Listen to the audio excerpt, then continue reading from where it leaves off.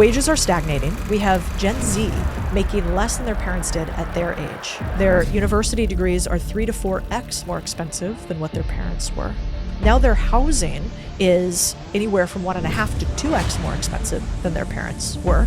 And simultaneously, they have had inflation eating away at their dollars. You're saying we're not as valuable and our skills aren't as good anymore, except wait a second, our productivity level is higher than our parents' generation, but we're making less money. You got to realize that there's an opportunity. Let's get normal people back into ownership. Codie Sanchez, welcome back to the show. Thanks for having me. Truly my pleasure. Researching you every time is extremely enlightening. And this time, something very interesting occurred to me, and I want to see if you think I'm out of my mind. What if I told you I think that there is a causal relationship between deaths of despair and plumbing? What's interesting is today we know that there are 7 million working age men that are out of the labor force. And in the ages, where they're supposed to be prime age working men, so 20 to 30, they largely don't have work, they say, because they can't find it. And I don't actually think that's the case. I think what we have is kind of like J.D. Vance popularized in Hillbilly Elegy and normalized. Now we have the statistics to back it up, that a lot of people have lost dignity in their work. And they don't believe that the things that they do have dignity any longer. They don't believe that being an employee has dignity any longer. And I think a lot of the despair we have in this country is attributed to drugs, rightly so, fentanyl, suicide, especially among men, but is actually because they don't have purpose. And that sounds touchy-feely, except if you go to the data and you see the employment correlation between those who are working and have substance abuse, overdoses, or suicides, and those who are not, you'll find an incredibly high correlation between unemployment and deaths of despair, which would be things like suicide and overdose. And so what does that have to do with plumbing? Well, I think in particular with plumbing, we have lost the dignity that we thought existed with the trades back in the day. And, back when we were growing up, there used to be a show called Dirty Jobs, right? Mike Rowe. And his entire purpose was to bring dignity. I was like in my 30s back when we were 12. Yeah. I love that you're trying to make us the same age. That's extremely generous. Don't tell him how old I am. I was 4. But he basically popularized this idea of like dirty jobs have real dignity. And he tried to make that mainstream. And it was kind of like this niche on the internet that did get a cult following. But then we sort of popularized huge TV stars, Twitch streamers, I was gonna say, how dare you? YouTubers, right? Like all these people who we really don't build anything. I think we do serve a purpose, but we're not the person you're going to call when your house is falling apart. And so I think one little good avenue about today is, while in the past, there was a study that was fascinating that showed young people increasingly want to go into the trades, aka plumbing. For the first time ever, we've seen a 40% increase in young people wanting to go into the trades. But you know what we haven't seen? A change in their parents' perspective. Most parents, still more than 60% of parents, do not want their kids to go into the trades. They do not want their kid to be a plumber. They want them to go to school, take a huge loan out, go work a very minimum wage job following it. The average college degree afterwards makes somewhere between $30,000 and $40,000 a year. A tradesman makes $75,000 a year on average. So they actually want them to make less money because of status, which is wild. And so I think deaths of despair are because these people don't feel like their work is valued anymore because we don't value it. And then simultaneously, they can't find other work because they're not skilled in the 21st century economy. And so the only good thing on this is I think it's starting to change. There was just a Wall Street Journal article last week, and the headline was millionaires in HVAC and plumbing, like the next generation, something like that. Now, we've been talking about this for 3 years, so I'm like, good job, Wall Street Journal, you're catching up. But for the first time ever, they put the words plumbing and empire in the same sentence in a mainstream news campaign. And so I think we might be changing it. And there might be a way to get those 7 million men, and all the women as well, back into the workforce and to believe the thing that I believe to be true, which is dirty fingernails is a sign of dignity in labor. Yeah. So I'm always trying to figure out what's going on. There's malaise, a deep malaise right now. Yep. And yet the economy rip roaring. And so trying to piece those two things together has been really jarring for me.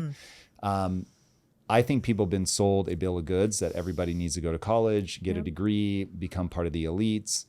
And that model feels super dysfunctional. You, I think, were certainly the earliest voice that broke through the noise on this. But what is the opportunity? So you've got the book, Main Street Millionaire. What is that trying to encapsulate? Yeah, well, I think if you want to make money, you should follow the math. Where are the numbers? Where can you make money more reasonably with a bigger surface area? So, of course, if you become a Hollywood celebrity or an NFL athlete, you can become one of the top 1%. But what happens with most people? Well, the 99% never make any money. And so that's really only good to go to the elite jobs if you are absolute best in class. If you're not best in class, you're probably better off actually being in finance or real estate or owning a business where most wealth is created. And so the idea with Main Street Millionaire is we started going down this roadmap and realized, oh man, the highest correlation between millionaires and wealth is one thing, and it is ownership. Do you have equity and ownership in a business? More than 80% of people who are millionaires have some ownership in a business structure or a business owner themselves. And at that point, you might say, well, must be nice. Maybe they got it all from daddy. Well, no, it turns out more than 70% of millionaires are self-made. They actually come from very medium backgrounds. We don't see a lot of outliers as the norm. The norm is that they made it themselves. And so the idea with Main Street Millionaire is like, wait a second. Where are people making a ton of money? Where is the biggest indicator for wealth? And if it's ownership, then how do we get more people to get it? The other thing that's fascinating is basically since the 40s, we've seen stock ownership and equity ownership in companies come down. So we saw the youth get really excited about it during Robinhood, et cetera, right? And GameStop, and they started taking stock ownership, but actual ownership in a direct company down significantly from double digits to less than 4%. And this is like profitable businesses that exist, not LLCs signed. So tax returns as opposed to LLCs created. And if you measure by LLCs created, you'd say, Codie, it's a boom. Everybody's got business ownership. Well, no, people have like dabbled in things, but they don't actually have real ownership. Because they're creating their own little LLC. Yeah, there's lots of like, you and I have done it. I mean, how many little one-off businesses or LLCs have you created over your life? Probably a lot. I know I've done. Distressing number. Yeah, exactly. We should all actually own part of an accounting firm instead. Yeah. And so the idea on Main Street Millionaire is like, let's get normal people back into ownership. And we can talk about sort of the waves happening in the economy right now that I think are generational wealth creation event triggering.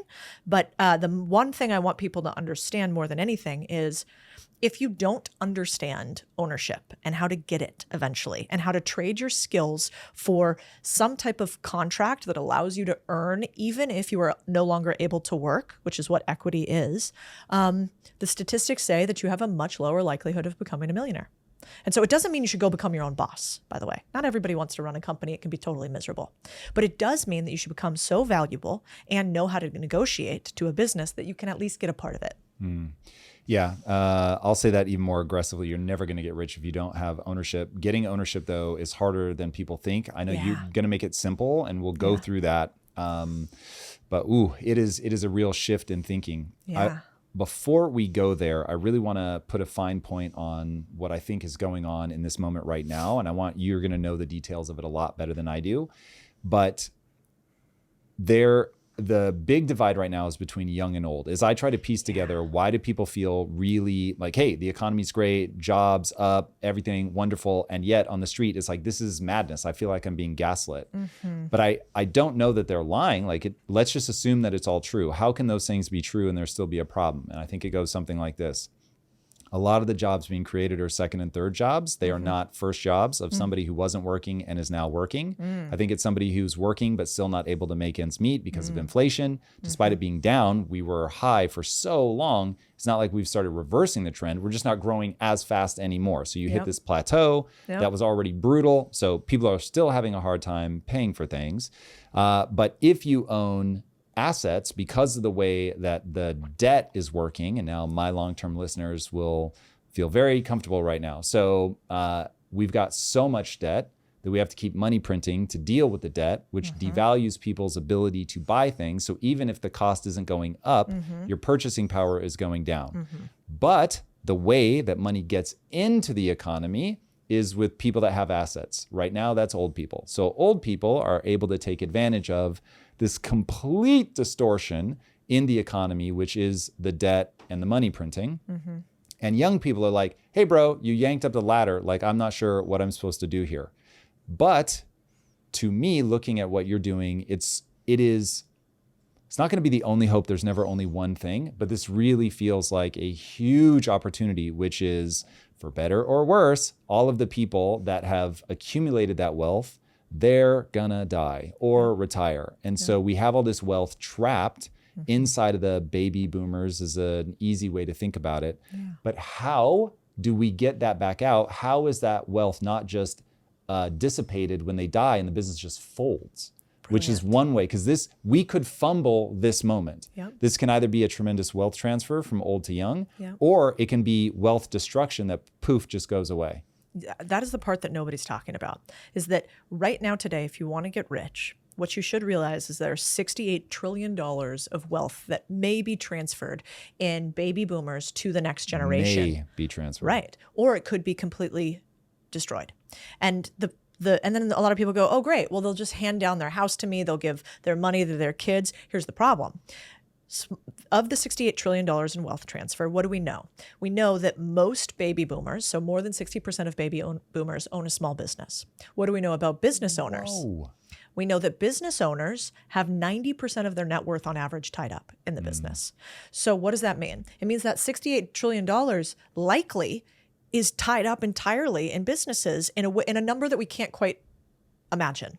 Like, we're talking somewhere between 20 and $40 trillion of the 68 trillion is tied up inside of businesses and assets. And so if we just say, okay, baby boomers, we wait for you to die, we take over your houses, we take over your cars, what will we be left with? Well, not the $68 trillion number, because a lot of their wealth is tied up in small businesses. And so we only need to look to Japan to realize how real this is. So Japan's a fascinating case, because in Japan, they're like maybe 10 to 15 years ahead of us.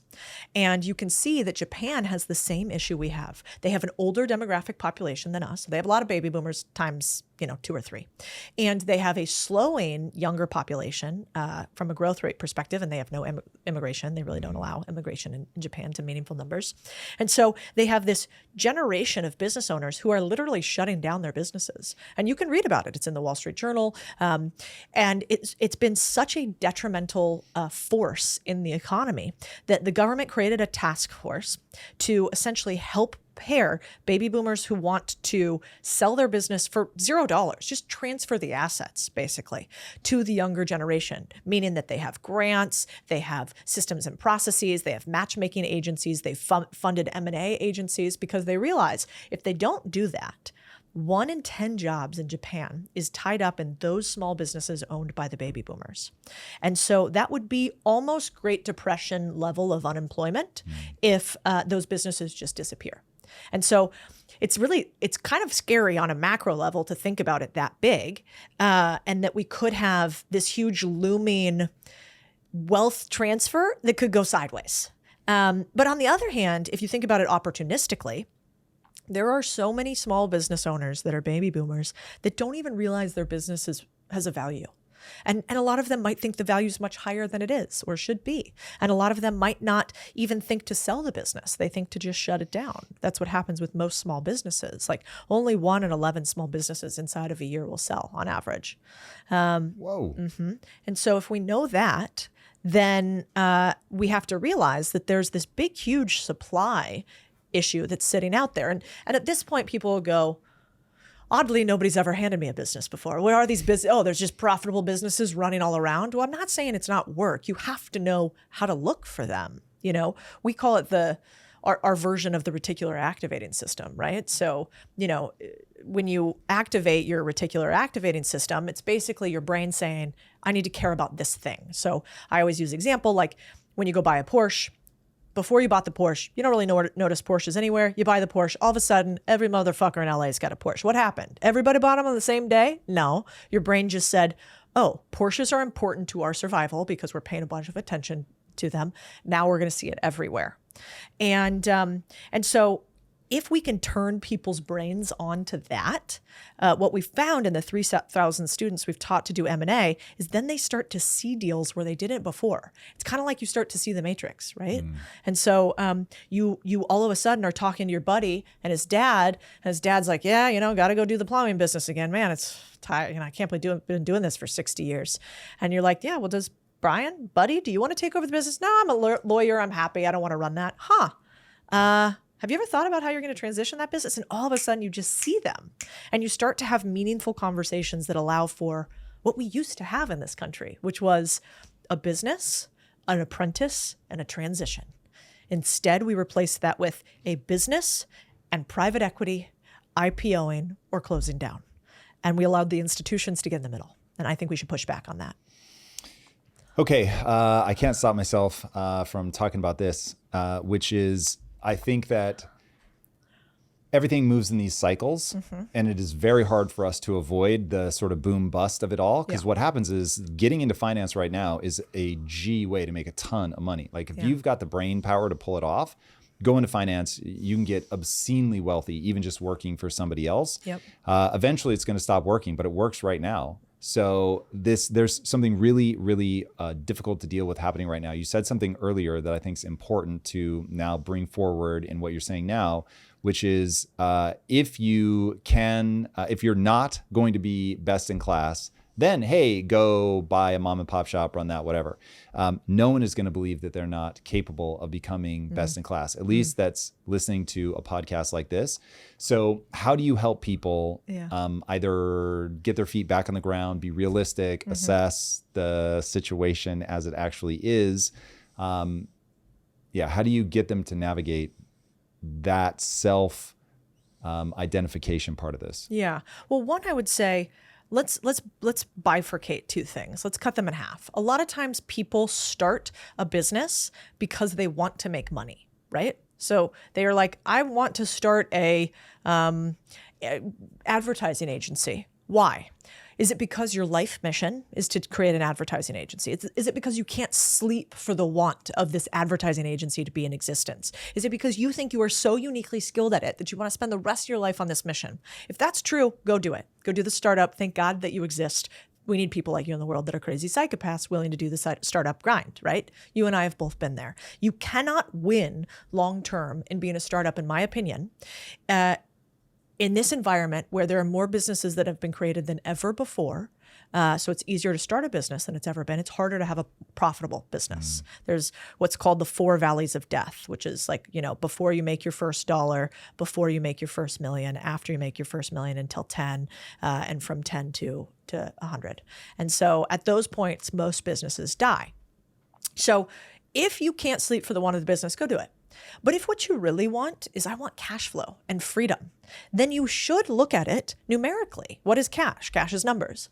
So now you should be saying, okay, where do I have the highest likelihood of success? Because maybe I'm a smart motherfucker and I'm better than everybody else and I'm elite. Okay, incredible. You still want to be smart in the games that you play, right? So I would much rather, even though I think I'm quite smart and clever, I would much rather go and compete against my local handyman in my region, go compete against my local landscaping business, than compete against Jeff Bezos.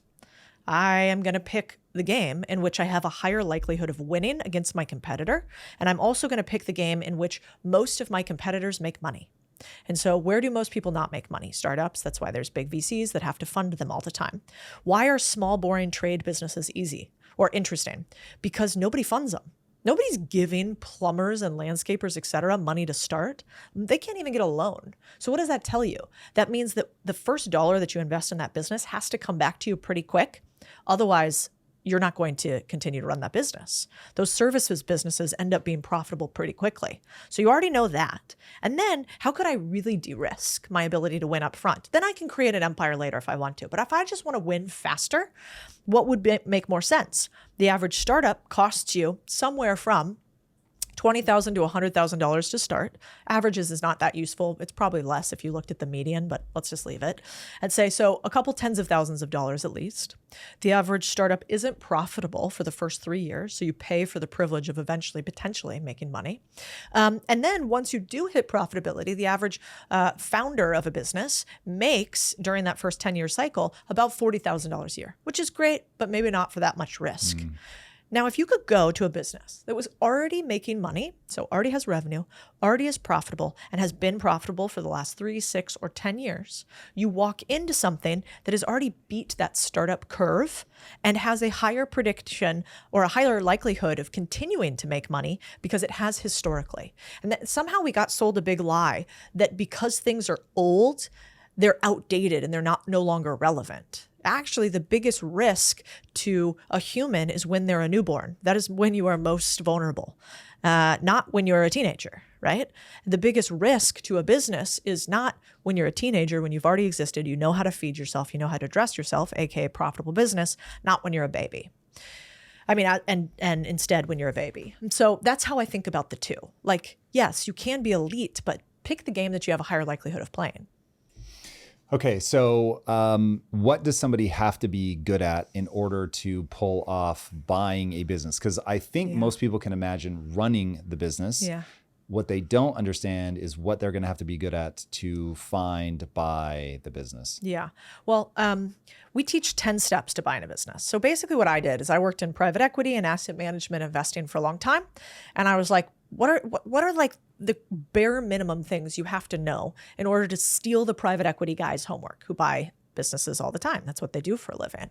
And what I realized is there's not that much difference between doing $100 million deal and $1 million deal, or doing $1 million deal and a $10,000 deal. It kind of has the same steps. And the steps basically go like this. 1, you got to realize that there's an opportunity. Cool. 2, you've got to figure out what a good deal looks like for you. We call that deal clarity. Some people call that creating their deal box. 3, you've got to figure out how to find a business to buy. That's called origination. 4, you've got to figure out how you're going to finance that bad boy. How are you going to make money? How are you going to get money in order to buy the business? Most of us don't have maybe money to do that. How are you going to sell the owner on why you, Tom, should be the one to buy this business? How are you going to due diligence the business to make sure that you actually want to buy it and you believe the things they're telling you? How are you going to negotiate the deal in order to get the best deal possible? How are you going to structure it and put together the documents? Because Wall Street Gate kept that from us for so long. Then finally, how are you going to close the business? So what does like the last segment look like? So you transfer everything correctly, kind of like when you go buy a house and you have the mortgage docs and you go to escrow and all of that stuff. Very similar for buying a business. And then what's your first 90 days and year going to look like running the business? And so when you put together that framework, you can see, just like anything in life, it's not that you don't have the money to do it. It's not that you can't do it, most likely. It's that you don't know how. You have a knowledge gap, not a resource gap. And so the book is trying to say, hey, this doesn't have to be as big and scary as maybe you think. And what if you could buy a business just using your expertise? What if you could buy a business just using your time? What if you could buy a really small business to start the first time, like a $5,000 business? And then once you figure out how to do it at $5,000, you can scale up, scale up, scale up, just like you would in buying a house. So that's what we're trying to teach people is, can we make it more democratic? And can we help you really think about what you might want to buy or own, or buy a part of or own a part of? Because if we can get your first deal to be good, then you're more likely to do more deals. We'll get back to the conversation with Codie Sanchez in just a moment. But first, let's talk about something that I hope is keeping you up at night: the fact that your money can be inflated away. Inflation is eating away at your savings, whether you know it or not. And so if you are storing your money in dollars, you are in trouble. That's why I want to tell you about goldbacks, a revolutionary form of currency backed by actual 24-karat gold. This isn't some get-rich-quick scheme or empty promise. Each goldback contains real gold, from as little as 1/1000th of an ounce to as much as 1/20th of an ounce. They're designed with cutting-edge anti-counterfeiting features and are accepted by over 2,000 businesses across the U.S. Think about this. While the dollar continues to lose value, goldbacks have seen explosive growth. Since 2019, they've gone from $300,000 in exchanges to over $34 million in 2023. That's because they offer something rare, real, tangible value. If you want to protect your wealth and take control of your financial future, go to alpinegold.com and use code IMPACT to get started with Goldbacks today. Again, that's alpinegold.com. Use code IMPACT. You need to know that most entrepreneurs are one lawsuit away from losing everything, and they don't even know it. When you're just starting out, traditional legal protection feels impossible. Lawyers charging $2,000 an hour, massive retainer fees, complicated paperwork, but protecting your business doesn't have to be this way. That's why I'm excited about today's sponsor, LegalZoom. They've created a way to handle your legal needs and protect your business without the astronomical price tag. Head to LegalZoom.com and use promo code IMPACT to get 10% off any LegalZoom business formation product, excluding subscriptions and renewals. This offer expires December 31st, 2024. That's LegalZoom.com, promo code IMPACT. LegalZoom provides access to independent attorneys and self-service tools. LegalZoom is not a law firm and does not provide legal advice, except where authorized through its subsidiary law firm, LZ Legal Services, LLC. All right, what you just said is awesome. It was not the answer to the question that I asked. So what I'm trying to figure out is what do people have to be good at? Because people die in the face of tactics all the time. So I have a university, and the one thing that I see all the time is if I lead with, hey, here are the tactics you're going to learn, I get people to sign up. But if I actually tell them the thing that they actually need to do, they don't sign up. Now, here's what I'm going to say is the answer to the question. You tell me if you think I'm crazy. Okay, let's do it. If you want to buy a business, you have to do all the things you just said. But the thing that you have to be good at before you can even get there, you have to have balls. Yeah. So you've got to have a high risk tolerance. So even if you're buying something small, you're going to put your life on hold. You're going to get into this thing. You are almost certainly going to get in way over your head. You have to have an ability to learn. You're going into something, unless you're already a master in that space, you're going to have to learn about this thing. There is a methodology to learning. You have to have a willingness to suffer. This is going to be hard for sure. And most people should go work for somebody else. So don't own the plumbing business. Be a plumber for somebody who owns the plumbing business, because they're going to have to deal with making sure that we make payroll and all of that. And so just by way of being honest with yourself, you have to have an ability to convince people. If nothing else, you have to go and convince that person that they should sell to you. If we're talking about a no money down thing, this is going to be, hey, dear person, I know that you spent your whole life building this thing up. I'm not going to buy the money. I'm not going to buy this thing for money outright. But you can trust that I'm going to buy it out over time with earnings from the business. So you have to be able to convince them that you're the person to be able to do this. And above all of that, you have to have a belief in yourself. Like you actually have to, you can't be trembling as you take that step forward as you walk into the business.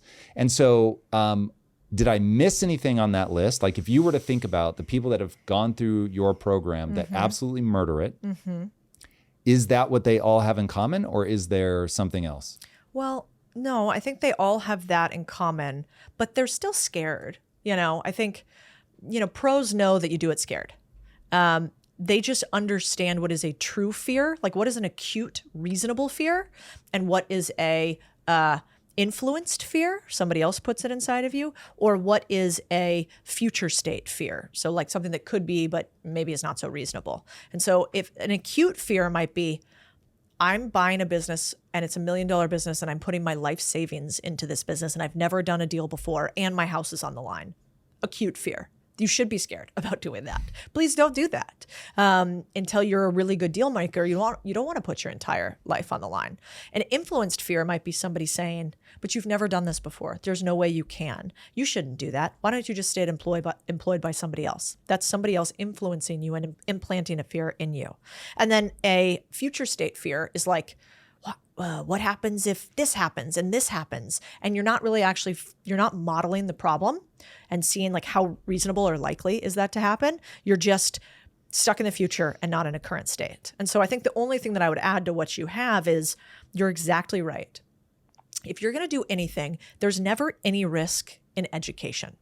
So like you learning the thing and becoming a deal maker and learning how to do deals, I've never had anybody go, God, I wish I didn't know how to do that. I wish I didn't understand what equity meant. I wish that I didn't understand how to do a distributing deal versus a normal deal. I wish that when my boss came to me to negotiate my salary, I didn't take it 3 steps further because I realized the game of negotiations. Nobody's ever said that to me. They're not like, God, I wish I didn't have that knowledge. Now, where's the risk? The implementation, the doing of the thing. So we have to get people to obsess with the part up front, which is, can we get you to learn as much as humanly possible, not only about how to do it, but about who you are and what you want. Because when you know what you want and you know what you're capable of and you know how to do it, then you really decrease the risk. And let me give you an example. Like, I had a guy buy one of our newsletter businesses back in the day for $8,000. It was like not really a lot of money for him at all. He already ran a newsletter business. This newsletter business was a marketing business. It was basically a glorified list. And he integrated it right into his company. He felt no fear on that transaction. He had never bought a business before. But why did he feel no fear? He already knew newsletters. He was running it already. He had a little model that was like, I think that we can sell 3% of all users on this list, so I can make my money back in 30 days because at $8,000 with our purchase price, this is going to make all the sense in the world. And then the deal was small enough where he's like, if I lose $8,000, I'd be annoyed at that, but it's not going to bankrupt me. And so can we get them in this sphere where they know themselves, they know how to learn, and they know how to do a deal? So I guess the only part that you missed is you need to know yourself. Like, you need to be honest about what you want, not even what you're capable of, because I think most people are more capable than they think. But one thing I see people do sideways sometimes is they're like, Codie runs laundromats and buys laundromats. I'm going to buy a laundromat. That's called mimetic desire, right? That's you saying Codie's life looks cool and she started with laundromats, so I should start with a laundromat. As opposed to taking a little bit of time, which we call the deal clarity worksheet, and walking through, what do I want? How much money do I want to make? How much risk do I want to take? Where should it be based? Like, what am I willing to do? What am I not willing to do? What's the outcome that would be worth the work? And if you do that, then your risk decreases substantially on doing a deal. But skip that. Just go buy a business after you listen to this podcast with Tom and I and say, Codie said that I could, and not really know yourself, and don't follow tools and resources, and don't know thyself. Yeah, you'll probably regret it. You shouldn't do that, in my opinion. What's harder, figuring out how to do the deal and getting that done, or running the actual business? I think most entrepreneurship is it's like war. It's like long periods of boredom punctuated by extreme periods of fear and misery, right? And so entrepreneurship. God, if I could get people to believe you, their lives would be a lot better. It's. I also heard Emma Grange, whatever, the woman who runs a bunch of the Kardashians' businesses. She talked about something that I loved, which is true in entrepreneurship. It's called the rule of thirds. Typically, you think about that in like cameras, how do you place something on a field? But in business, she said a mentor told her that when she was younger, a third of the time in business, you're going to be great. Like, you're going to be like, I'm the fucking CEO. Like, this is so fun. Get me a coffee, whatever gets you off. It'll be amazing. You'll be really proud of yourself. You'll be doing work that matters, and you'll stretch yourself to a point that you're like, I didn't know I was capable of this. Great. A third of the time, you'll be stretched but neutral. You'll be like, all right, this is work. It's, I'm I'm kind of neutral on it, but like slightly uncomfortable. And then another third of the time, you will be miserable. And you will be like, oh my God, I can't figure this out. This is going to be a nightmare. I probably will become a massive failure and everybody will hate me. And as long as you realize that those thirds exist, then I think it's a lot easier to get through it. Because when you're in a great period, you go, okay, awesome. But I know it's not going to last forever. And when you're in a neutral period, you're like, okay, cool. And when you're in the miserable period, you're like, please God, finish. But I do know that another period is coming. And so that always makes me feel better, at least. Yeah, this too shall pass. I have said that to myself a million times. Also when things are going well, like, don't get too complacent here because this too shall pass. And it always does, doesn't it? Always does, even the miserable stuff. But it's interesting. So I think that people really do break. I think that most people will emotionally break, and that success is a game of resilience. How long can you stay in the game? And if you're really getting better and you stay in it long enough, you'll be fine. Let me ask you. So, wait, can I add one thing? Yeah, please. I do think that you're right, though. Like, I don't think that everybody has to go be an entrepreneur and a founder of a business. I think it's a really fair point. Like the people who work for me, for instance, why do they come and work for me? It's not that they couldn't go become entrepreneurs. Many of them have been entrepreneurs before and run businesses. But they come because they think or they know that they can get equity and upside in my businesses eventually. And they see a path for them to get skin in the game. And simultaneously, they're like, God, I did that thing before, and I don't want to go be the person in charge 100%. And if that's somebody listening, I think there's two types of humans. There are types of humans that are like, I want the risk. I want to be in charge, and I want to try my hand against the universe. Let's go, right? And then there's another person that's like, I just don't want to work in this job anymore, and I'm kind of miserable, and I wish I had more control over my fate, but I'm not sure I want to fully dive in. Maybe ever, or at least right now. And for that second type of person, it is perfectly okay to learn deal making and figure out how to get part of a company or part of the risk, or transfer some of your salary and earnings into a company that you get ownership for instead of taking straight up compensation, but not be the person where the buck stops with you. You can just take less of the risk, but take some of it.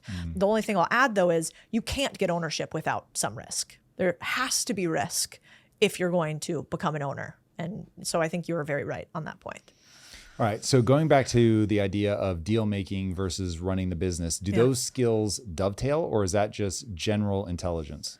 They dovetail, I think, because nobody taught us. I mean, I was breaking this down with somebody yesterday. Nobody taught us the language of money. Like they taught us, it's like, you know how most people in the US speak Spanish? Like kind of. Sí. Yeah, like that much, right? They're like, ¿Dónde está el baño? You know, like, cerveza, porfa. But like, if you were to go deeper and say like, let's talk about the meaning of life in Spanish. Nobody's going to be able to do it, right? Sí. And so because of that, we train for Spanish, but we never actually implement, utilize, and integrate Spanish. And so we can't actually speak the language, even though we might be able to understand pieces of it all over the place. I think it's the same with money. So we understand budgets, maybe. We understand savings. We maybe understand investing in the stock market. We might understand salary, like what should I earn broadly.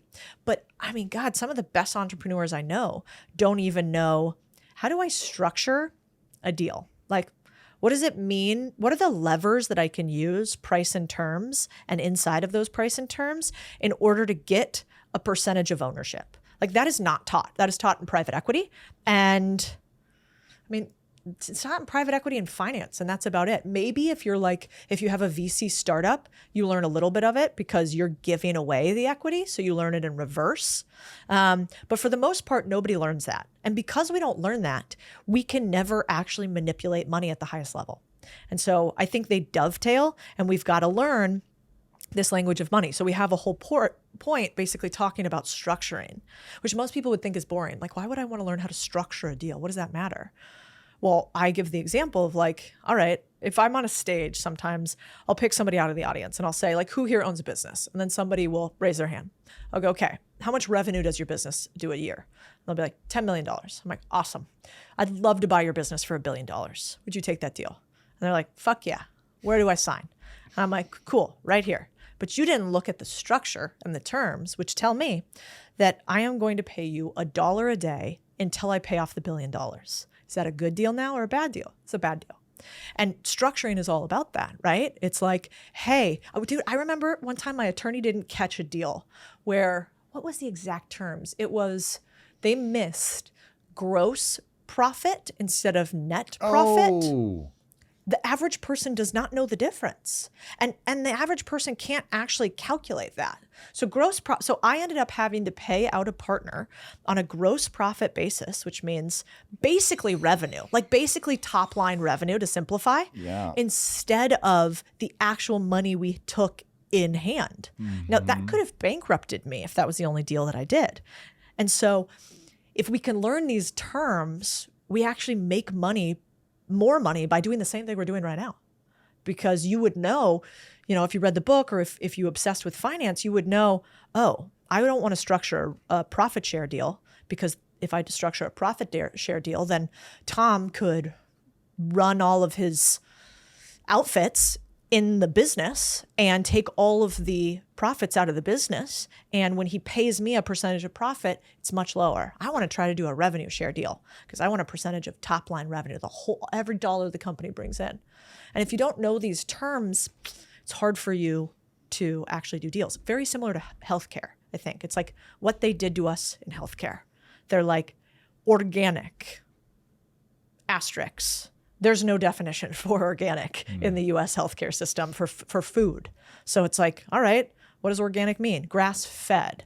Well, that must be better because that means the bull's out in the field, right? No. Have you ever seen the thing with the cows in a row and they're just spewing a machine with grass at them and they're in all their own shit? It's actually not better. So it's like if we understand the word's real meaning, that's where the money is. And that's what we're trying to kind of like pull the curtain back on for people. How can somebody watching this go, okay, wait a second. Either I'm going to be good at the deal side or I'm going to be good at the laundromat side. How do you help them bridge that or shut me down and show me that this really is one and the same, but it feels more like I'm going to look into, well, certainly you, it's obvious. You know that you can scale just by being so good at deals. But I have a feeling if I look into your audience, your students, excuse me, I'm going to see the same thing, that they're going to be good at either the deal or the running of the business. Yeah. And it's really about bringing those two people together. Yeah, it's a good point. So my point before is not that deal making and running a business is similar. It's that if you do a partial deal and or you run the entire business, that's or you buy the entire business, that's similar. So it's my point was basically you don't have to be good at running a business to do a deal. Facts. Just don't buy the whole thing. So if I was unclear on that, I want to make sure that's clear. Now, you're totally right. It's kind of like EOS, how they talk about in business a lot of times. Entrepreneurial operating system. Correct. Got it. It's kind of like in business often they talk about having a visionary, right? Somebody who comes up with the crazy ideas. What do we do next? Yeah, I want to do this. It's going to be magical. And then you have your integrator, the person who goes, chill, Tom, like, what's the budget on that? What are we going to do next? Here's the timeline. Here's the follow-up. It's a little rare in business to have both crazy ideas, big vision, and ability to execute on the vision. And I do think in some ways I got lucky. I have a little bit of both of those. I definitely err more towards the, hey, big ideas, but I'm also pretty maniacal on the details. And I think you could say, like, who would be best at this? Elon, right? He's like crazy about details. You don't say. Yeah. I can't believe that people hate on that guy. It makes me want to crawl through the YouTube screen and bite somebody. It's like, no, I don't want that in my mouth, you know? Despise his politics. What he's done is unreal. Yeah. Unreal. Anyway. Yeah. Well, I think my soapbox. No, like if probably a measure of your bank account is whether you like Elon or not. Like if you don't like Elon, I bet your bank account's not very big. There are some big boys with bees after their or you have an ulterior motive. There you go. Because they're getting in squabbles now over politics for sure. Yeah, those are status games at that point. But if you're not on Elon's level and you don't like him, that's okay to not like him as a personality, but to not respect what he has accomplished or at least want to learn from it. Even if you hate the guy, going, oh, by the way, he built 3 multi-billion-dollar businesses simultaneously that had never been created before. Like I could learn something from him. Actually a funny story. We had a member of one of our teams. We have a podcast too, the Big Deal podcast. And on it, I had a billionaire friend of mine, Joe Lonsdale, who built Palantir. And what was funny is we had a vendor that worked on the podcast. And about like 3 days before we had Joe on, the vendor reached out to my head of content and was like, the thing is, I don't feel morally right working on this podcast. And so you can give me anything else, but I'm going to opt out on that. And I hope you respect my moral compass on that or something like that. And at first I was like kind of categorically baffled because this was a business podcast. We weren't talking about Joe's politics. We weren't talking about Joe's background. We were literally talking about how do you he's built 5 multi-billion-dollar businesses. I want to learn how he did that so that I could, even if I hated the guy, I want to steal his homework, of course. Wow, you could only learn from somebody you like. What a limited worldview that would be. But the second thing that I thought was fascinating, I was like, the point of podcasts and all this media that we do is to beat up ideas. It's to see what ideas stand the test of time. And if you can't do that, you can't be on my team. And so we said, with all due respect and not a ton of it, you're fired. And no, I don't appreciate your moral compass at all.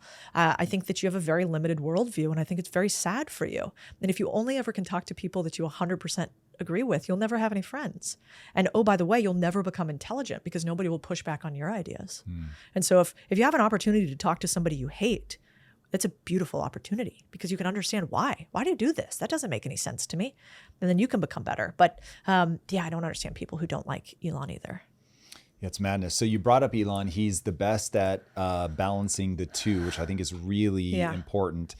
For people that don't understand, give them a primer. So you're able to do both big ideas, set the vision, but you're also able to get into the details.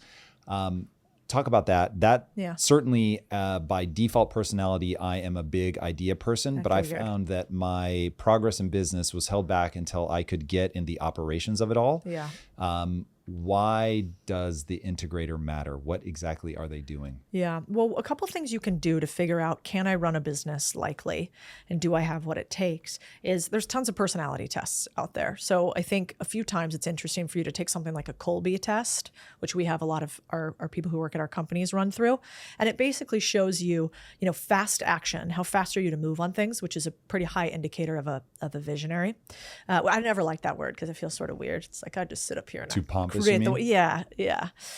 If there was a countervailing cool name for the integrator, I'd be okay with it. But like you, it does. Yeah, it's like a visionary and then like that fucking guy. It's weird because you really can't have one without the other. You have to be both. So they're pretty equal. Maybe the only difference with the visionary is that they take risk. Like that again is I think how money is made. So you can take a Colby test and you can find out how fast action are you versus detail oriented.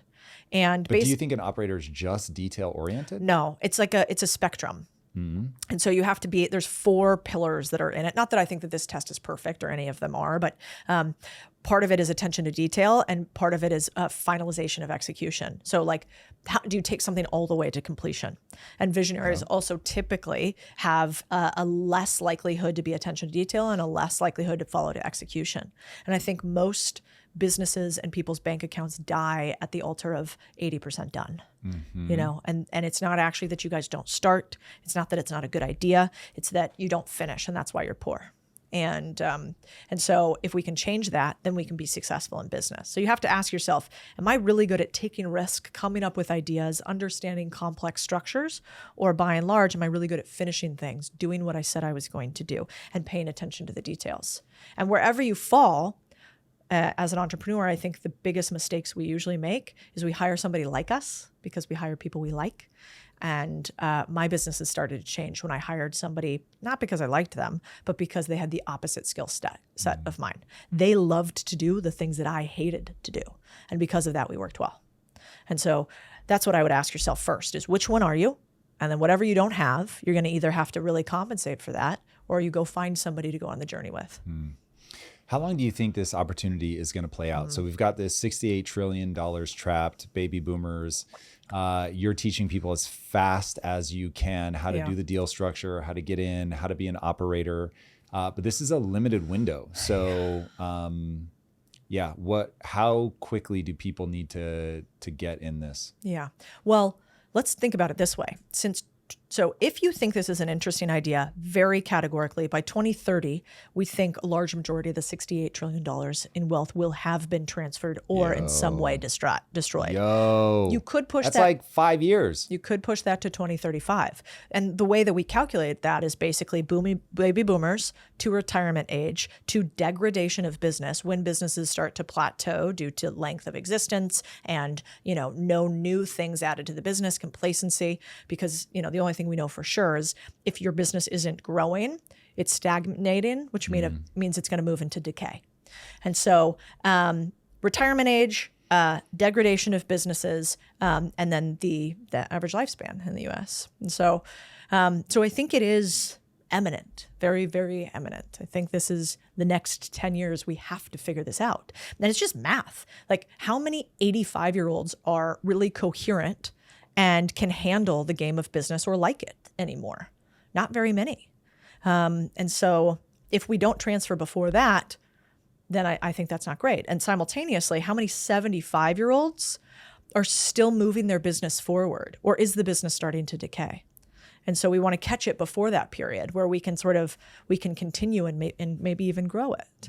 So it is imminent. And the second part about that is very, very true is, private equity is the other alternative. So if we don't do something, will all 68 trillion get wiped away? No, but wealth will continue to get more and more concentrated. All right, talk to me about that. I'm literally writing in all caps right now, BlackRock. Yeah. So why not? Why not just let BlackRock gobble it up? Man, yeah. I mean, we basically have a situation in which BlackRock in I should look at the exact number. I think it was in 2000, but check me on the internet. So private equity in 2000 owned about 4% of U.S. businesses. Last year, meaning stock market or everything? Private businesses. Last year, 20%. Woof. And that is accelerating. We're seeing more private equity funds continue. We're seeing increased fundraising levels. We're seeing more companies get owned by the few.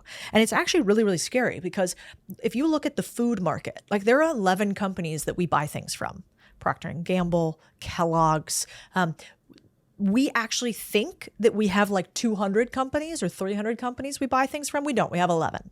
And if you look at all the brands that they own, you realize, oh, wow, this is why policy actually really matters in the food industry, because 11 people control anything you put in or on your body.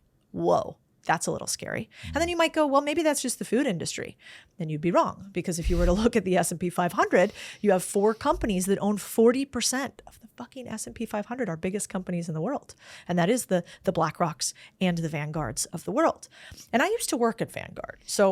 And my biggest competitor used to be BlackRock. I played with these guys all day. I have met with the CEOs of Vanguard. And back in the day, I met with the founder of Vanguard. And these people are not evil people. We are incentive-aligned little chimpanzees that do things according to whether we get zapped or whether we get a treat. It's kind of how humans work. The problem is the incentives are really skewed. So if you went to Bill McNabb, right, the CEO of Vanguard, and you had asked him, which they did, publicly you can see his response. People would say right now, well, those companies, BlackRock and Vanguard and the like, they don't actually own everything because they're passive index investors, right? I was literally just going to ask for clarification on this. Right. So they would say, no, it's not up to us. We just buy whatever is in the stock market and we don't have any influence on it. On your behalf a lot of times. On your behalf. You go and give money to Vanguard. You go give money to BlackRock. And oh, by the way, we're Vanguard and we're very nice and kind. And so we just lower your fees. They actually have an incredible economic structure separately, but that's their mantra, right? Bogle was famous for driving the same car continuously all of his life. He's very Warren Buffett-esque, right? I don't know why people love that so much, but yes. I know. Yeah, I'd rather know who you are, for real. That really may be who he is, but anyway, maybe. I won't derail us yet. Okay, so the point is, they say, hey, we just buy these passively. It's not up to us. And when I was in the industry, I believed that. A lot.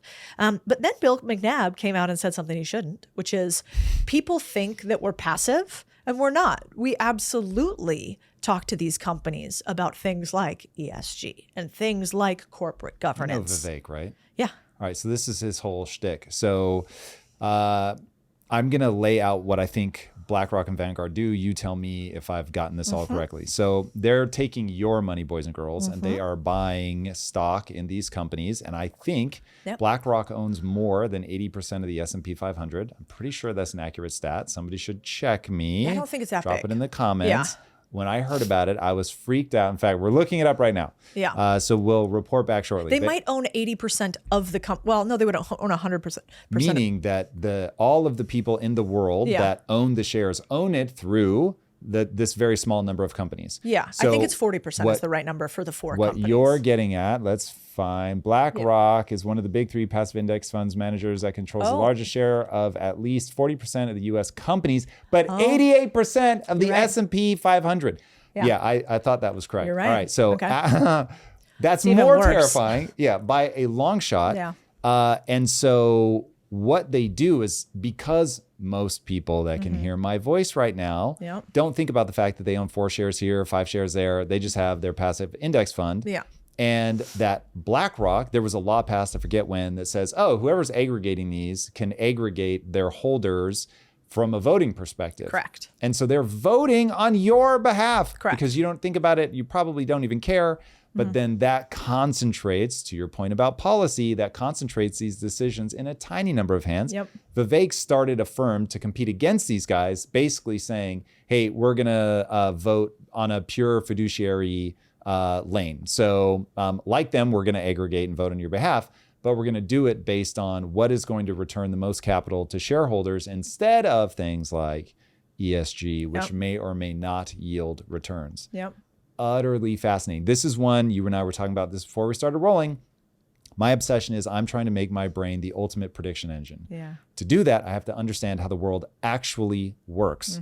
And man, when you start peeling back the layers on things like how BlackRock works, it's scary. And I will assume that they're lovely people. Yeah. For better or worse, I'll make that assumption. That doesn't mean that when changes like that get centralized, that it yields a good outcome, even when you have good intentioned people. And this goes back to Abraham Lincoln and his whole idea of a team of rivals. That's you have right. to want tension between ideas in order to get somewhere. Well, you actually mentioned that earlier. You said you're never going to get smart if you're morally turning people off because they're not going to sharpen your own thinking. That's right. Which I agree with very aggressively. No, I mean, I think, what you pulled up is so interesting. I also used to work at Vanguard. That was the very first company that I worked for when I got into finance. And I remember that for a period, they do like every single time a company votes on something important within them. So let's say, for instance, a big public company, Amazon, that we own part of at Vanguard, has a big change that they need to make. Well, it's called proxy voting. So like basically, Vanguard would go out and say, hey, we're going to vote on your behalf. I'm your proxy. And they might have to poll a number of their shareholders in order to get XYZ done. And if you have one type of fund, then the shareholders have to have a message sent to them. And if you have another type of structure, they don't, and they are allowed to be your fiduciary. Well, it's not even called a fiduciary. They are allowed to act on your behalf. And I think the problem is exactly what you said. These big guys now can put their finger on the scale very easily for every single company. And what does that look like? Well, if BlackRock meets with you, and they say, hey, will you meet with our active management team? Active management means they're choosing to invest in, pick a public company out there, in Walmart or in Amazon. So BlackRock comes and meets with you. And you know that BlackRock has the ability to move your company's stock more than anybody else does. Right? And they can move your company's stock because of the passive things that they have, the stocks that they invest in regardless. But they want you to meet with their active team. And their active team says something, wants you to do something, et cetera. Is Amazon or Walmart going to say no to something that maybe even an active part of BlackRock wants because it's not the direct passive component? I don't know. And there are all these rules in place where you're not allowed to put your finger on the scale. You're not allowed to do X and Y and Z, except if you are a shareholder, in which case you are actually allowed to put your finger on the scale. And that's what they've become. So I think that is really, really scary. But the part that we don't talk about as much is, if you were to compare the founder of BlackRock's wealth versus the founder of Blackstone's wealth, who's wealthier? The founder of Blackstone. In fact, maybe you could pull up the numbers so we could see the numbers exactly. But Blackstone is worth like 10x what the BlackRock founder is. Why does nobody talk about Blackstone? Because they're private. They don't have to disclose everything. They don't have to have public listings. They're not responsible to go and speak as often with the SEC and FINRA, which are the registering agencies for public companies by and large. And so they are actually unregulated, buying everything. And that's really interesting because this is like the shadow influence that's even above and beyond BlackRock in some cases. And so what I'm concerned about is, there we go.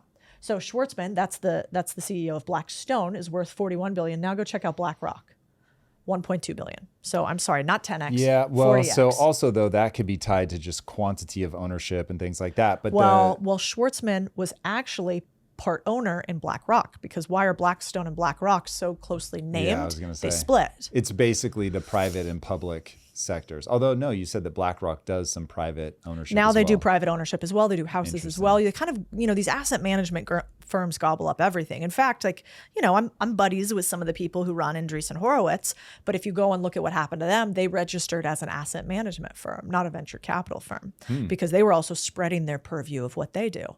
And so my point is, again, these people are not bad. I mean, I have dear friends who work at Vanguard, State Street, BlackRock, and Blackstone, and some of them run the companies. And I'm still quite close with them. But man, should any of us own 40% of the country's companies and 80% of the S&P 500? No, that doesn't seem like a good idea. Not even me, not you. And so I think maybe me. Maybe. You're like, I'm willing to try. I just don't think it's right. That's why we don't go out anymore and try to buy all of the individual companies out there. That's why I talk about it so much in the book, and I teach other people to do it, because I looked at some of these guys and was like, have you ever been inside of a company that you just can tell is owned by a private equity? Like they just strip away kind of like all the extra things that were the soul of that company. And even big conglomerates, like you walk into a Starbucks and you're like, this place fucking sucks. It's dirty. They don't know your name. They get your order wrong. They're mad you're there half the time. That's not the third home or the third room or whatever they used to call it. The third space. It doesn't feel anything like home anymore. This is part of that loop I was talking about. So debt moves in cycles. Businesses move in cycles. Yep. The economy moves in cycles. And so I have a growing hypothesis that I'm going to lay on you like a fucking filthy blanket with smallpox all over it. Please? Yeah. And tell me what you think about this. I don't know that there's any way to escape it, and that we may just have to ride it. So boys and girls, please do me a favor. I really hope you will do the following. In fact, Drew, pull this up. The national debt is so crazy right now, and basically nobody's talking about it. And everyone's life, if you'll let me extend it to just your kids, forget grandkids, nope, just your kids, is going to have to deal with it. And it is going to be bad. And the reason it's going to be bad is it's the physics of money. So the way that money works is such that if you run up debt, you are going to have to pay interest on the debt. The way that you pay interest on the debt when you have a balanced budget in your nation is that you collect tax money and you pay that interest. But our national debt is getting so high that the interest on the national debt will eventually eclipse 100% of the revenue collected. So it will take up your entire GDP. That's clearly not sustainable. So then you have options. You can default on the debt, or you can take money from people in the form of money printing. So it doesn't feel like they're taking money. We were talking about this earlier, but you're robbing their buying power. And so this is how you get into an inflationary spiral. And the problem is, which they will do, they will inflate the money supply. They'll print money in order to make the payments. Insane. Like if you put the two charts, the national debt is effectively a straight line up, and money printing is effectively a straight line up. And people are not being honest with the fact that there's a breaking point. And so everybody that's touching this is just saying, I hope I can kick the can down the road long enough that I'm not the one that has to deal with this. But you can look backwards in history, look backwards 500 years. That's a long time.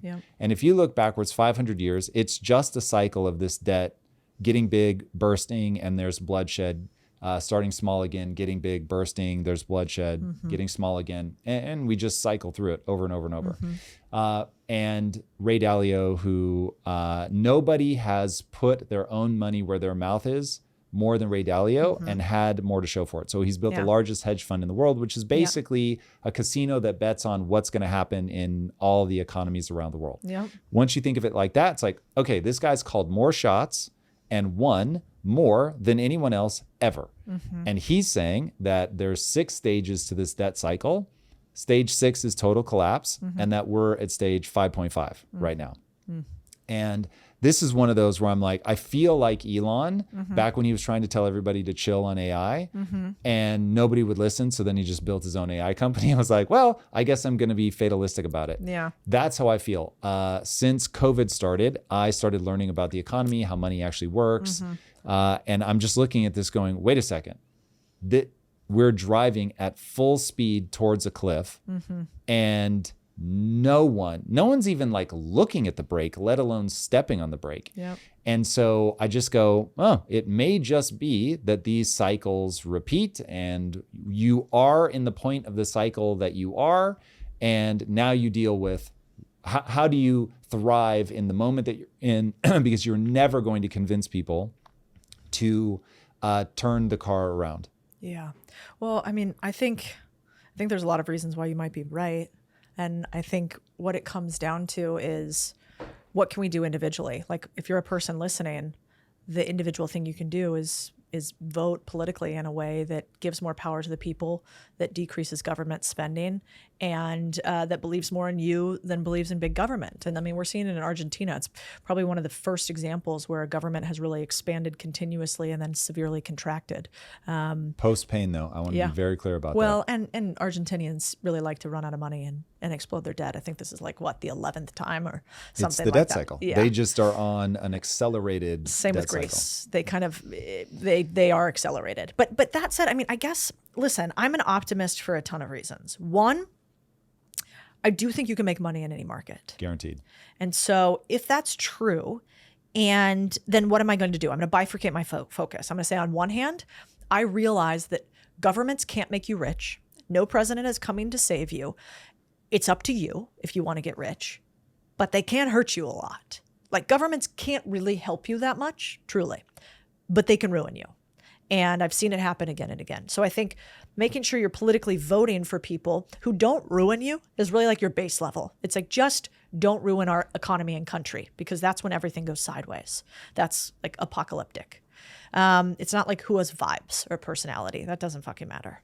Then the other side is, now, with everything that's happening, what can I do to become richer this moment? Because I do think money is protection. Like, money is freedom. Money is optionality and choice.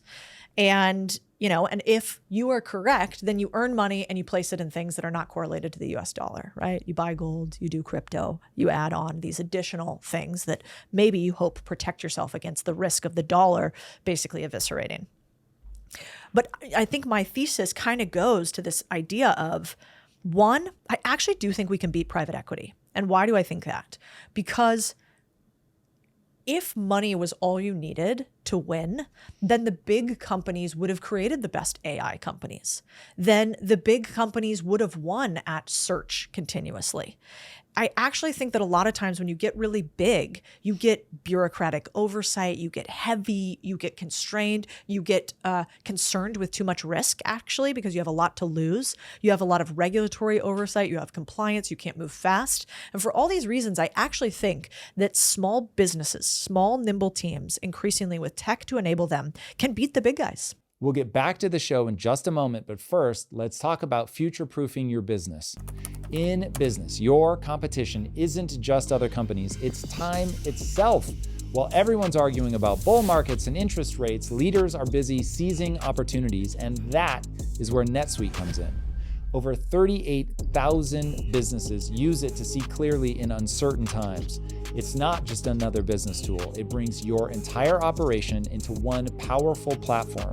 Accounting, inventory, HR, financial management, all in one place. No more switching between systems, no more reconciling different reports, just crystal clear visibility that lets you seize opportunities instantly. While others are still gathering data from different departments, you're already making moves. While they're still closing their books from last month, you're planning next quarter's expansion.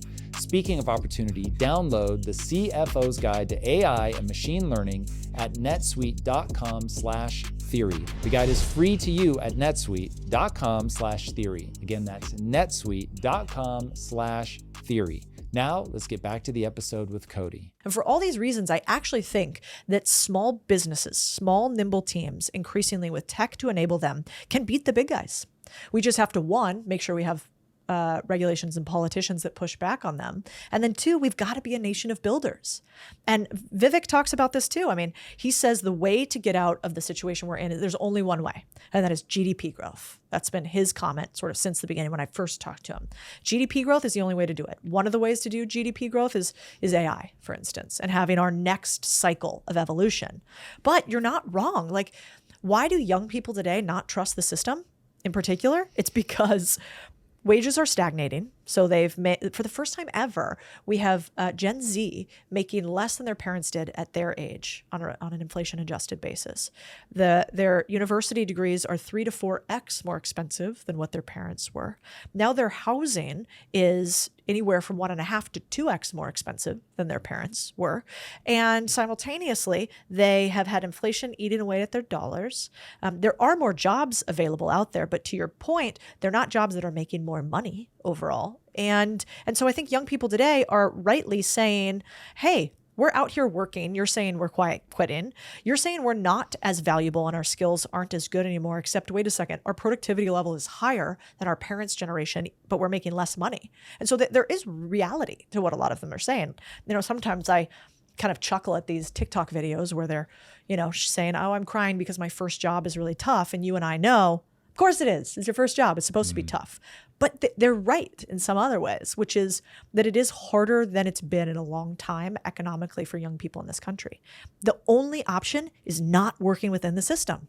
Stop doing the thing that everybody told us to do when we were young, which is go to university, burn 4 years, and let's call it on the low end, $50,000 in debt that you can never get rid of for a job that pays basically minimum wage at $30,000 to $40,000 a year after you spent $50,000 to get it, then go and try to climb a corporate ladder where people get 3% raises on average, try to buy a house, but you really can't because if you don't have a W-2 job, then it's really hard to get a loan.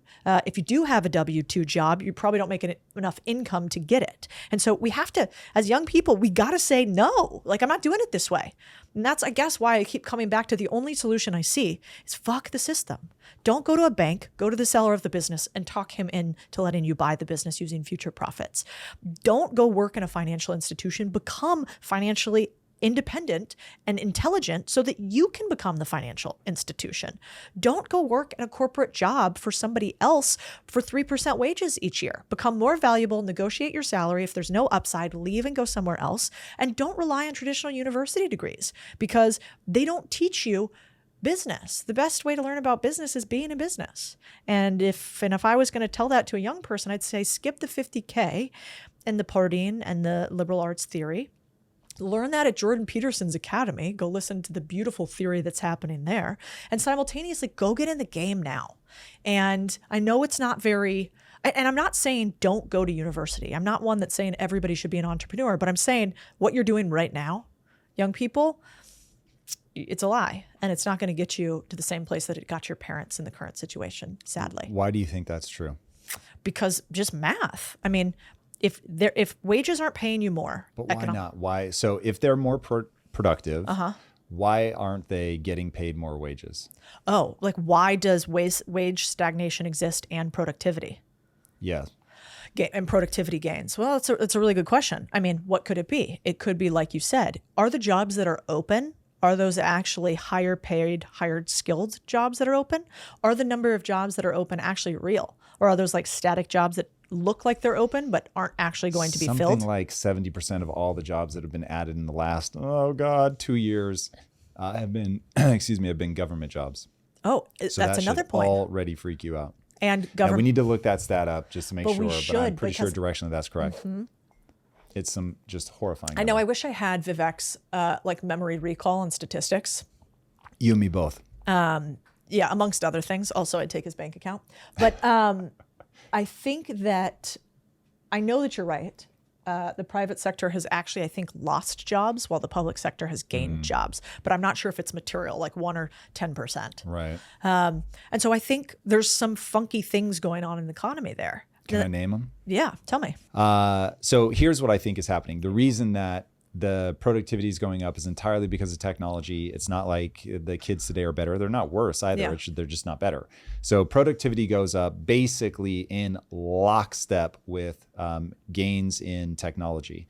Now, technology is by its very nature a deflationary force. So the question is, why do we have inflation? You have inflation because you have to ask yourself, what is the thing that's inflating? The thing that's inflating is the money supply. Yeah. And because the government, instead of getting you to vote on things, is just printing more money, which they do not have to get you to vote on. Yep.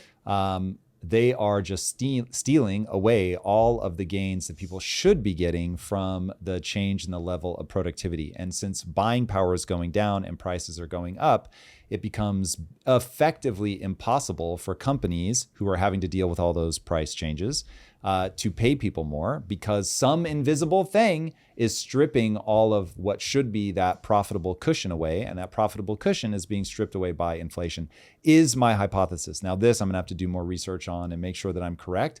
But boy, oh boy, does everything that I know, all the pieces that I am very confident on, lead me to that. No, I think In that's fact, right. I'll call it a theory. I don't even think that's a hypothesis. It is far more. I think that's right. Then you add to it a couple other things, which is globalized workforce. So maybe job wages aren't increasing because actually there's a massive decelerator, which is international labor force at 10x cheaper the cost.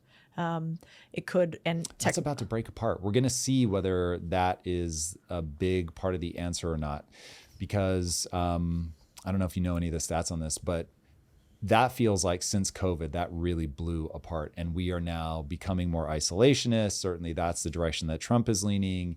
It's America first. All of that rhetoric is about stop the global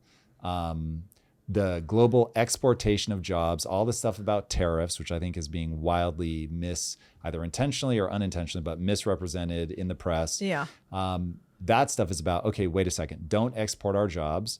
And then some amount, not all, because I have beef with the border, but my beef with the border is not about importing low-wage workers, but that's certainly some of the I think issue those there. two. See, I think what they're doing is they are mandating, even in this Trump instance, let's say, I think they're going to try to retool jobs in the U.S. in manufacturing, for instance, take back key services.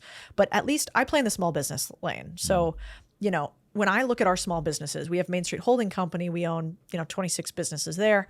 In Contrarian Thinking Capital, we own 30 businesses there. When I see the amount of these businesses that now used outsourced talent, it's incredible. I mean, for instance, even at Contrarian Thinking, our media company, we probably have 12. We have 12 team members that are located all over the world that are 1/3, the 1/4 Are they or 5th. effectively editors? Everything. Customer service, You guys editing. aren't using AI for customer service? No, we're probably not as intelligent as you, but that would No, even no, be no, that say would be more. even. I'm just very curious if you see something I don't. Yeah, I mean, I think going forward that'll even be more of a deflationary measure, right? Same with the robot baristas, right? Do you really need a human who's not going to show up on time one way or another to do that job? I don't know.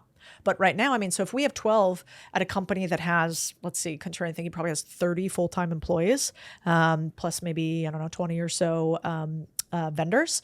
And then if I look at our underlying companies, most of them have, 5% of the workforce or something like that it's outsourced. I think it's probably more material than we anticipate. And there's no way those jobs can be brought back to the US if they are doing a good job. The only way they'll be brought back to the US is through AI. Because it's so much cheaper. And to your point, inflation has eaten the profit margin of businesses so much, so they're not making much money anymore unless they get intelligent with outsourcing. And so we've seen it continuously. I mean, I was meeting with one of our business brokers at a company we own called BizScout, which is like a business buying and selling marketplace. And he was saying he's never seen a higher level of LA restaurants for sale than this year. Highest level ever. Distress, I assume? Distressed. Yeah. And the reason why, I'm like, if you had to narrow it down to one thing, I was like, is it population leaving? Is it just that business is really hard? It's one of my least favorites. Don't buy a restaurant. They're hard. And he said it's actually labor costs. They increased the minimum wage to $20. Yeah, and that's the third biggest restaurant cost. And so they go from a 10% margin business where for every dollar they make, they keep 10 cents of it to essentially nothing. And so they just don't make sense to operate anymore here.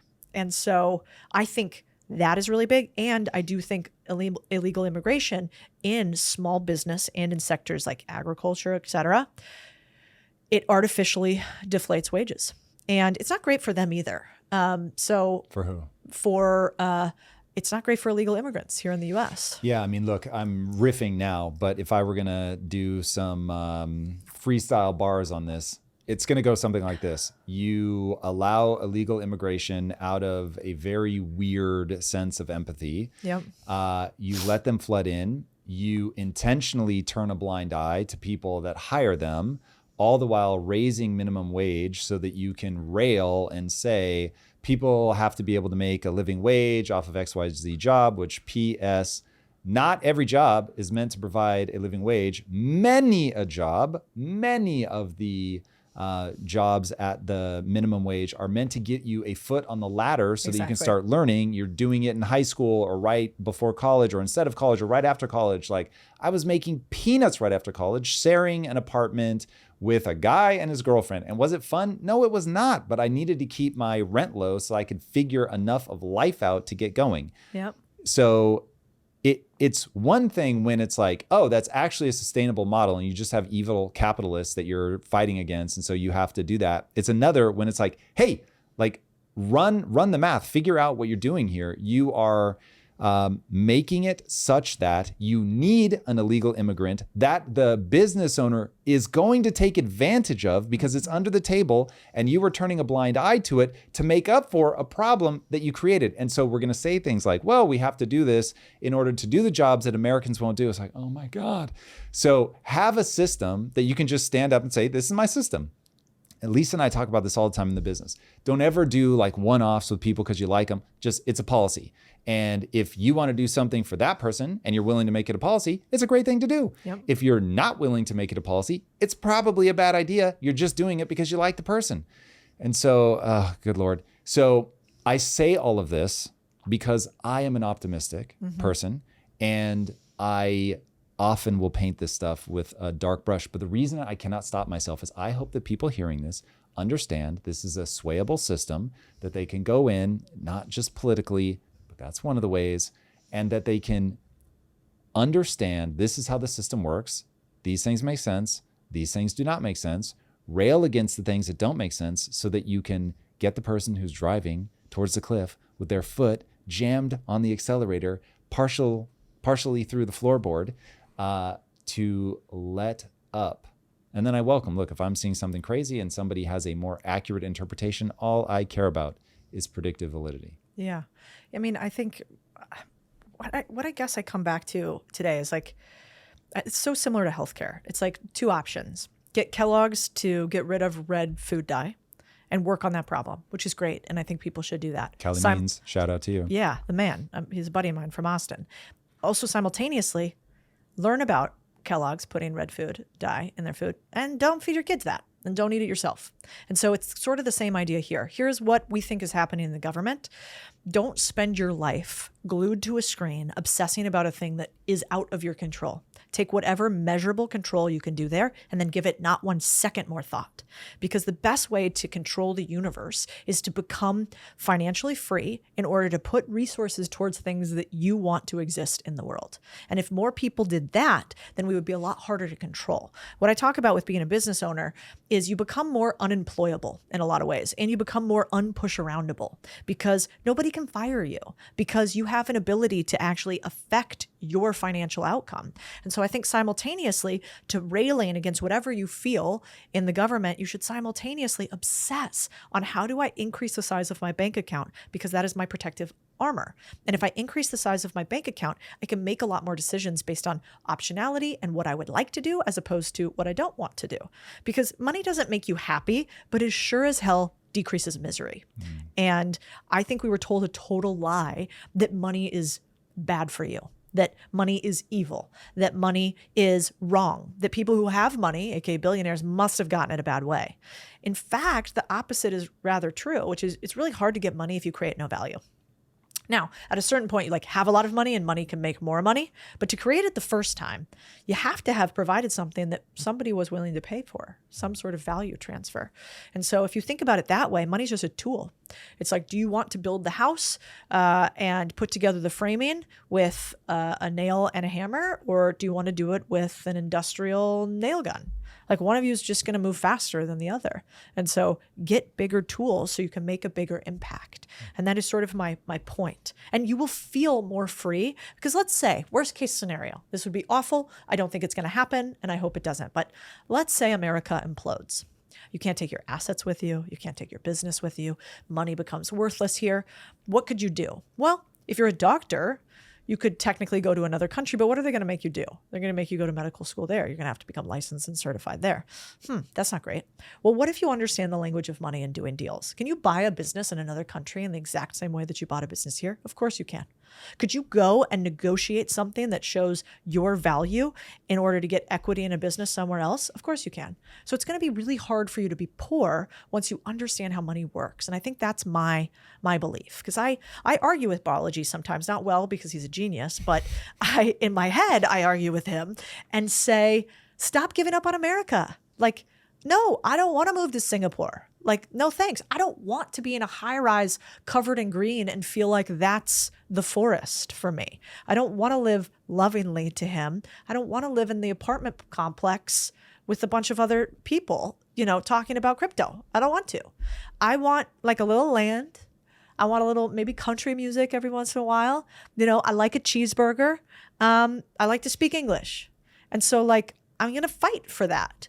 And I think a lot more people, if more of us think that way, we will win. You know what else? I was into Ubers while I was here. I remember it was like maybe 2 years ago when I first came on the podcast. About that, yeah. Okay. So 2 years ago, we're in LA, I came on the podcast. Let's just say that when I was in the Uber, I would have never said things like, the governor here is kind of nutty, huh? Not a huge fan of that guy. If I would have said that, I would have probably had a pretty negative reaction from people. Today, 2 people brought it up to me proactively. They were like, yeah, well, it's not that great around here. And, we got to change our politicians. And one of them does, Tanner, do you remember what she did for a living? She does like energy work. Like, not the type of person Like you energy think. healing? Yeah, she's like, ooh, crystals, right? No. So you wouldn't think maybe she would be one way or the other. I think people are waking up. I really do. And I maybe crazily optimistically think that more people are willing to fight for what we have here. And that if a bunch of people wake up, this stuff isn't that hard to understand. And I think now there are people talking like a little bit of common sense. And I think we just might be able to pull it out. Well, your book is an amazing version of that. Thank you. All right. What I want to do now is I want you and I to rank financial advice. So my producer, Drew, has put together some stuff. So I don't know if you're familiar with doing like the S tier ranking. All right. So we've got S, A, B, C, D, E, and F. Okay. And S tier is like, yo, gangster. That's like the highest tier. Okay. All right. Let's go, Drew. Hit us with it. Gangster meaning good. The best. Okay, because I'm not cool. That's like that Sigma tier. I think that's what the S actually stands Okay. for. Somebody will have to correct me. And but F I'm is pretty like sure. fucking bad. Terrible. Okay. Fail. Why he's made it blue on here, I guess it's just a color from red, hot, amazing, to blue, cool, lame. Okay, I like this. Let's Exactly. do it. Yeah, the blue is a cold hard take. Is the first one going to be me? I would be shocked if you end up anywhere other than S tier. All Okay. right. Okay, here we go.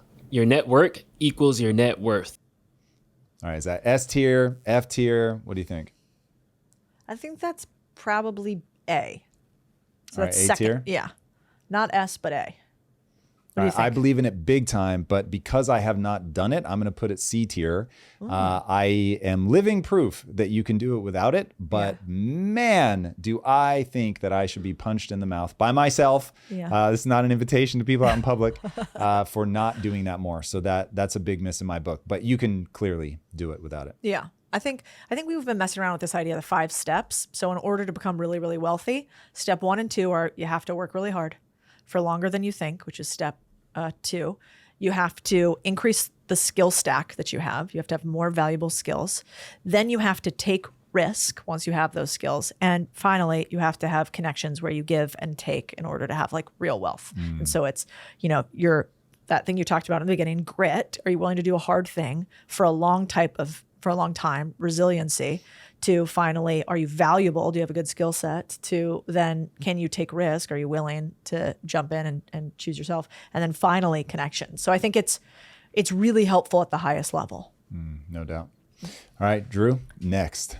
The way to get rich is to save money. I disagree with that. Where's it go? I've never met anybody who got rich that wasn't in their 70s and did it by saving. So I think that is an F tier. That's hard F. You cannot F. save money because of inflation. The buying power will be stripped from you. That is a fool's errand. It's immoral that that's true. Yeah. But it is true. That's so, true. Hard F for me. Hard F. I mean, that's just math, actually. Literally. That's literally just math. I mean, have you ever seen the dollar symbol where it basically, when the Fed was created in the 40s, Yes. and then you go all the way to the dollar amount that an individual dollar is worth today, you can like see it. It looks like this. It looks like a sloping ski slope with what a dollar used to be worth and is worth today. It's like a beautiful visual that only is because of our government deflating Every things. fiat currency has the same graph. That's Yeah. what I'm saying. These are probably inevitable cycles. Yeah. You have to have a currency that can't be inflated. I got to buy more Bitcoin, huh? I mean, look, I try not to overhype it because right now Bitcoin is volatile, but you need a currency that is uninflatable. Yeah. Yeah.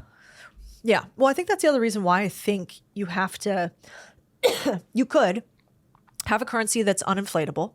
You could also have assets that increase in value, such as like gold, for instance, maybe real estate, you could say, land. Oof. Real estate makes me nervous. Yeah, because of maybe And in nationalization. fact, we're going to get to that. I think that's one of the items, if I'm not mistaken, Drew. Yeah, but the last thing I think we should talk about is price controls. So like one of the reasons I like owning businesses is because if the currency deflates or if inflation happens, you increase your prices. Yep. And as long as you make sure you have some price elasticity, the ability to raise prices for value, then you can continue to outpace inflation in a way that you can't if you're in a job. Now, are you saying that the government being in control of prices is a bad idea, Codie Sanchez? Yes. Did you read that tweet from, it's actually a friend of mine, his name's Robert, he's like a CFO, and he had the world's best tweet about why price controls is a terrible idea. And it's worth reading. But if it was the one that like breaks down like literally from a grocery store Yeah, that's perspective, exactly right. I didn't know, I don't remember who it was from. Yeah. But it was literally brilliant. Yeah. And price controls equal starving to death. Yeah. It's just quite literally true. That tweet and many other analyses have just walked people through it. It's absurd. yeah, that's a red flag. Anybody who says you should control price. I mean, and then people go, well, like, what about pharma? And so there are instances in which it makes sense to make sure that if there is life-giving care in some way, we aren't gouging people for it. Interesting. I think that what Mark Cuban is doing would be my preferred method of dealing with that. Yeah. If you have created some bizarre system where the market has been clamped down on so hard that nobody has done that, yes. But whoa, do that at high risk because once the government starts doing that, they just want to keep going. But what Cuban is doing with drugs, cost plus drugs, I forget the exact name, but that to me is brilliant. Like get the transparency, let somebody compete in the open market and let him win. And he's doing exactly that. And I hope he gets even wealthier for doing it. Yeah. He and I certainly don't see eye to eye on all things, but I'm so glad. Like so many people have gone against him simply because he has a take politically that they don't like. And I'm like, yo, look at what this guy's done. Like he brings a lot. You could, by all means, ignore a lot of the things that he's saying that don't work in the real world or you fear won't. But man, don't throw the baby out with the bathwater. Oh, I agree. Moral absolutism will not make you money, for sure. Carfax. What's our next one? Don't buy a house. You should rent. E. What's your take on buying versus renting? Well, multiple aspects. One, I think we have to not just look at what the math says, which is that sometimes it's cheaper to rent, especially if you add in all additional costs to it, and say the average American has, let's see, so what is it? 60% of Americans have $1,000 saved up, and something like 30% of Americans have no savings. And so if that's true, and the numbers are anywhere near that, anything that we can do to have assets that increase wealth over time and mandate that we have an ability to save with earnings increases are probably good. And so I think sometimes people talk about this and they're like, no, you shouldn't do it because, like Ramit Sethi is sort of famous for this line, but we shouldn't do it because, in fact, you should allocate your money somewhere else and it'll make you more money. That's like the argument there, except that most people don't keep their money in the stock market when the stock market goes down. And so you can't use like the average return of the stock market, which might be 10%, because people get emotional and they pull things in and out. So that's why I think behavioral economics is really important, overlaid on top of hard math and investment returns. So for me, I know that most Americans' net worth is largely tied up in their homes, for instance, and that might be good considering our behavioral economic patterns of not really saving at all. Yeah. So I'll put it C tier, excuse me. So remember, this is, dear audience, remember, don't buy a home, rent. And the reason that I think that that's actually mid-tier, it's not terrible advice, is dumb money should buy a house and leave the money in the house because it's going to be a forced savings account. The thing that I don't think people take into account with the house, all a house is doing is saying, pay an insurance policy and I'll make sure your money keeps up with inflation. Housing prices, it's not an absolute. It's rare that housing prices are going up because suddenly Austin is the hottest place to be. It obviously does happen, but for the most part, what's really happening is the value of the dollar is going down, and just to keep them equal, the house price appears to go up. But houses are extremely expensive to maintain, especially over long periods of time. And so you're basically just paying into an insurance policy to make sure that the money you save, because the government has done an immoral thing and they are printing money, that you're paying into this insurance policy to ensure that the money that you sunk into the house actually maintains its purchasing power. That's it. Now, you probably, on a long enough timeline, you are way better off putting that into the stock market or whatever, because you can just set and forget there. But to your point, the actual thing that people do is they buy low and they buy high and sell low. That's what people actually do. So there is some protection there for the average person who is probably buying the house because they love it, and not because of literally any other reason. And so cool. It's a thing that you love, that you're creating memories inside of. And if you keep paying the insurance policy, it will be there for you when you retire. I mean, the other reason that buying your own home kind of makes sense to me is that you can also use that as leverage. So you can take out loans against your actual property, but you can also take out, shouldn't do. You could take out loans against your stock portfolio too, stock securitization. So you could technically take out both of them, but your house price is probably less volatile than your stock price. So maybe less risk there. And then you do have some tax benefits of write-offs you can do for it. Plus you maybe could turn that asset into multiple things with like income properties in it. But by and large, I think real estate is for keeping wealth, not making wealth. And so that's why I don't invest a ton in real estate, because the average home in the US, I was just at Bigger Pockets giving a little speech, and the average home in the US is somewhere between $300,000 and $400,000. And it was funny, I asked one of the guys there, I'm like, so how much money do you make on a $300,000 to $400,000 house? And he's like, well, if you buy it with cash, like $1,800. I'm like, hold up. Nobody's buying this with cash. Like if this is your first house, they're not buying it with cash. So with a mortgage on top of it, he's like, yeah, you probably make $40 to $150 a month. So you have a liability that's $300,000 to $400,000, and then you only make $50 to $150 a month on it. That's not great. That's terrible, given that something will break, it will go wrong, and it will cost a lot more than that. Yeah, exactly. So I think you're right. I don't think over time real estate is the way to make real wealth. But people in real estate hate me saying that, and it's definitely in some ways less risk, less volatile for sure. Yeah, the math is the math. The math is the math. Maybe that should be the name. You got it. Bryce, you gave me C for your net worth equals your net worth. So you can't use C for the house one. It got to be a B or a D? Then it's a D.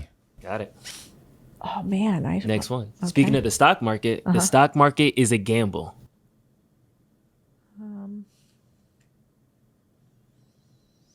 I think that's probably what I've already used F and E. Yeah. I guess that's a D. The stock market is a gamble is a D to me. It is a gamble if you're day trading. Like don't Robin Hood, don't YOLO into the stock market. But over time, we have numerical returns that show that if you average out the returns, it's not a gamble.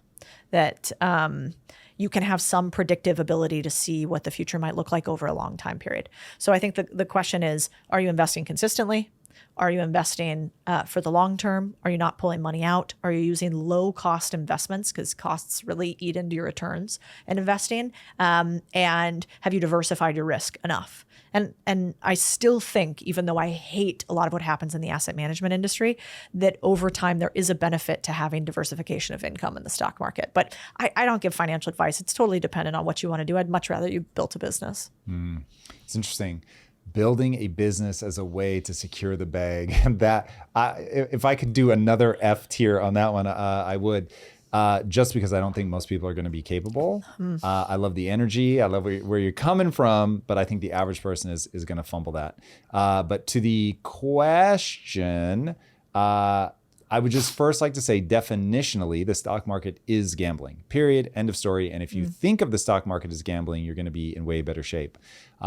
The weird thing is, though, on a long enough time horizon, what you're gambling on is the ingenuity of the people in whatever sector you're betting on. And betting on human ingenuity, especially if you can take a full global perspective, so you're protected from any sort of pocket problem, is the best gamble that I know to make. So the stock market as a gamble is give it the lowest thing that I haven't already used. And if that's B, then I'm switching my previous home one up to B, and then this one goes to D or whatever. Flip-flopping more than politicians today. Yeah, well, because I don't know the full gamut here of the questions being asked. Between the two of us. That's an E for you. That's an E for you. Then. All right, word, there it is. You got two more. We're almost there. You should get out of debt as soon as possible. You should get out of bad debt, which I would define as high interest debt, where you are not out earning the interest as fast as possible. Yes. Whether you have low interest debt, long-term debt that you're able to out earn somewhere else, that I don't think matters. I don't think matters.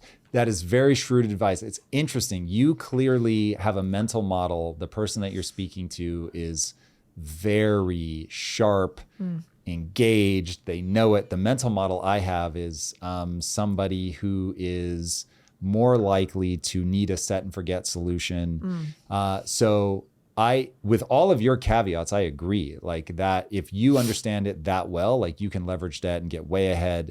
But if you don't understand, debt is the one thing that will obliterate you.